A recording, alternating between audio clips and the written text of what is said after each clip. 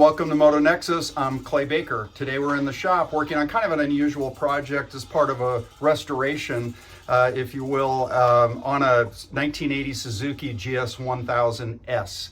And what we're going to do is I'm going to show you how to take one of the mirrors apart and get to the screw that's inside to tighten it down. This may apply to you if you need to replace the glass or just tighten up the mirror so that it stays put. So follow along as we do a little mirror project on this vintage Suzuki.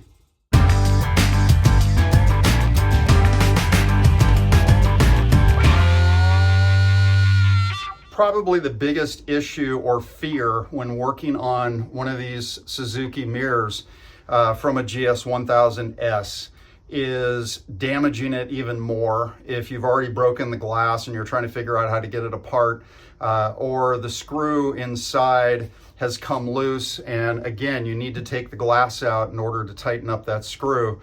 It's a horrible design, but it is what it is, and the fear is that you're going to do more damage in the process of taking it apart. So I'm going to show you how I did it. This didn't come out of a service manual or anything like that. It would have been nice if they had provided that, but they didn't. So today we're going to take this glass apart and I'll tell you all the steps and I'll show you exactly how I did it. And then we're gonna put it back together or get it onto the bike. The first thing I did was I laid this into a plastic bucket, this one here, and I shot it with a PB Blaster. You could use Coil or WD-40 or whatever you like. Trying to get anything I could do to loosen this retaining plastic piece around the edge of the mirror. Now, this retainer and the glass are all one piece. There's a plastic frame behind it. And so when you take it off, you're not just removing that retainer and then the glass separately. It's all one piece. So you have the metal, the screw mount inside, and then the glass with its plastic frame. So after I did that, I cleaned all that off. And then the hardest part is trying to hold onto this somewhere where you can push it off. And the only solution that you have is this, the hole where it mounts onto the arm on the fairing. So what I did was I slipped this small ratchet handle in there just so I could hold it and have something to hold on to. And then I used this guy right here, a little feeler gauge. That's a 6/1000 or a 0.15 millimeter. And I slipped it underneath the edge and just gently worked it around. That took quite a bit of time. I didn't try to go in the corners because that might break it. I just worked these edges all the way around.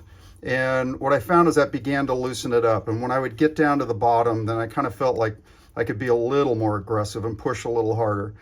What you need to be careful of is there are 6 tabs in the metal where the metal has been pressed here and here, here and here. So 2 on the long sides, 1 on each end.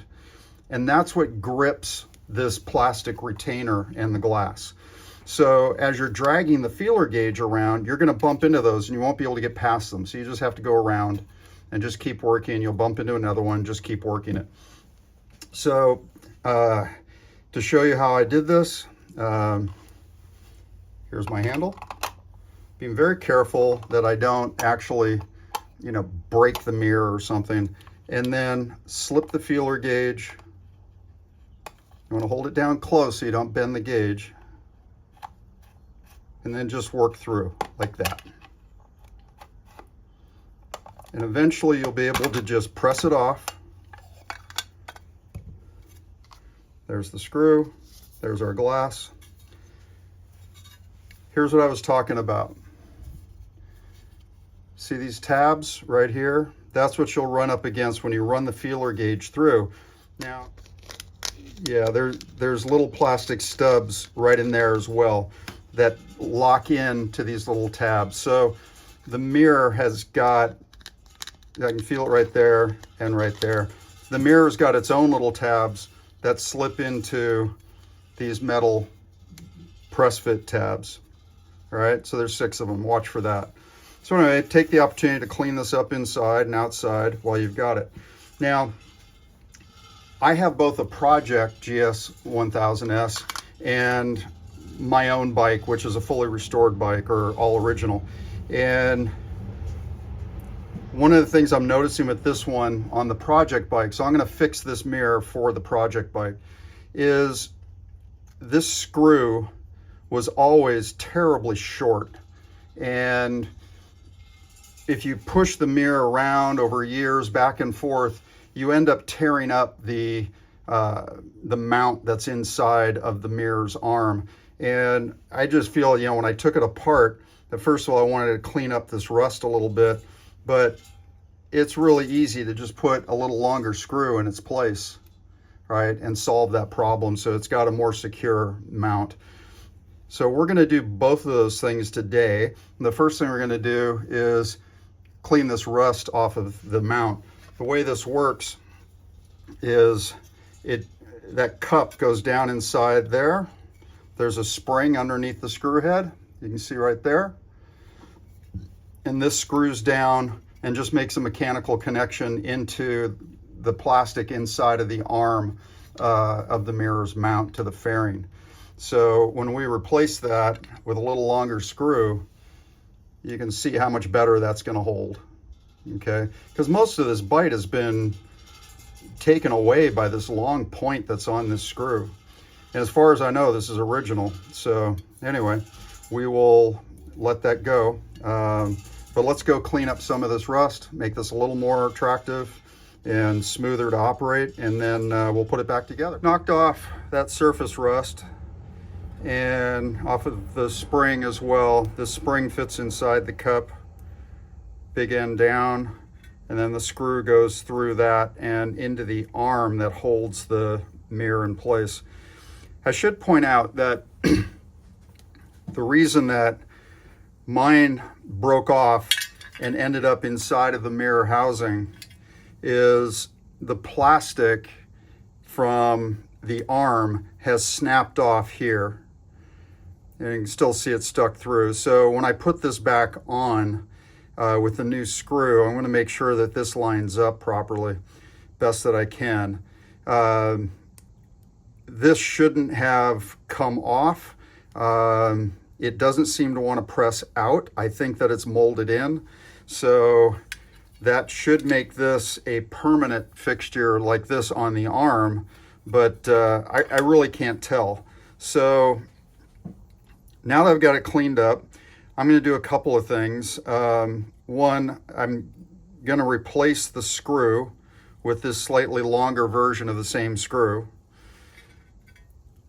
And I'm going to put just a little bit of grease here and also down here. I need to clean this up a little bit as well. There's just a tad of surface corrosion on it, and it looks like somebody squirted some silicone in there at one time that wasn't necessary, so I'll clean that out. And I'll put just a tad of grease on there, and then we'll get that back on the bike and then press fit the mirror back onto its housing. I hope that helps you figure it out.